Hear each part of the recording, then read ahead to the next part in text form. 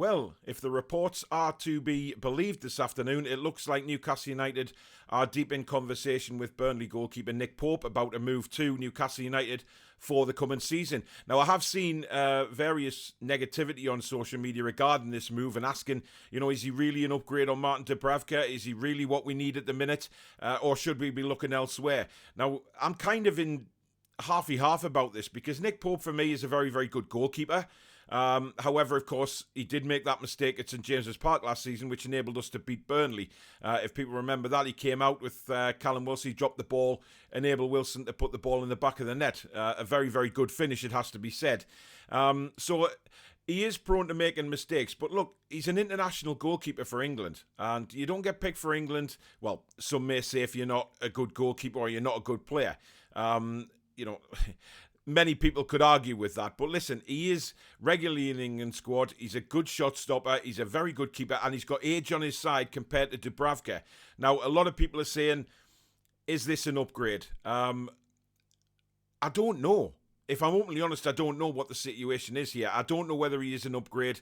I know he's younger than Dubravka, and we can say till the cows come home that Martin Dubravka is prone to a few mistakes as well, that his distribution isn't great. But from what I'm led to believe, Nick Pope's distribution isn't great either. Especially playing at Burnley, it was very much long ball, not playing out from the back, just launching it forward. And some people have said that his distribution isn't great. So what are we getting with Nick Pope compared to what we're getting with Dubravka? I'm not so sure. So obviously Eddie Howe and Dan Ashworth have seen something within Nick Pope that may say, yes, this is our number one moving forward, and maybe for a few years to come, Nick Pope may be that man. And we know what Eddie Howe is like for transforming quality on and off the pitch. He can work with Nick Pope, and certainly with his backroom staff, can work with him and make him an even better goalkeeper than he is now. Now, if we can excel him to the next level, then yes, it's going to be a wonderful signing. And for me, we'll look back and think, God, we doubted this signing when it was actually made, and look how it's turned out. We have to believe in what Eddie Howe is doing here. We have to believe that the club have seen something in Nick Pope that they can really work on, and that he can become number one. Because I don't think Nick Pope would come to Newcastle United if he wasn't being told that he'd be number one. I don't see the point. He's number one at Burnley. I know they've been relegated, etc. But listen, that's not going to stop him being in the England squad for me. Once he's established in there, Southgate will pick him, whether he's in the Championship or the Premier League. I don't think there's a problem with that. What I do feel like is that if Nick Pope is discussing terms with Newcastle United, he's going to want assurances, especially with the World Cup coming up, that he's going to be involved. Now, Dubravka could say the same thing. Dubravka's already at Newcastle, of course. And he'll want assurances that he wants to be first-team goalkeeper. But we've seen over the months and years when Dubravka's been out and Darlow's come in, Darlow's done particularly well until Dubravka's been fit again. And then when Dubravka's on the bench, Darlow went to pieces. Now, I don't think that would be the case with either one of these goalkeepers. So if Nick Pope started the season, I think Nick Pope would be okay. Dubravka starts, then I'd be okay with that as well.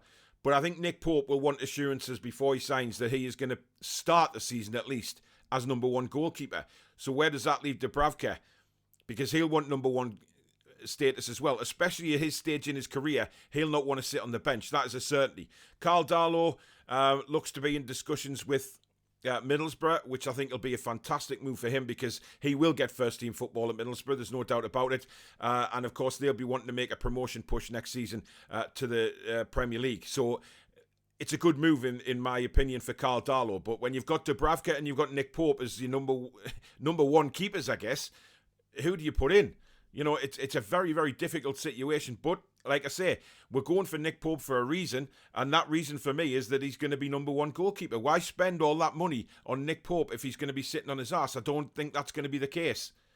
So let me know what you think below in the comments. Are you for this move for Nick Pope? Are you against it? Because if we believe the media and Sky Sports especially are reporting it as well, it looks like we are deep in discussion and that move may happen.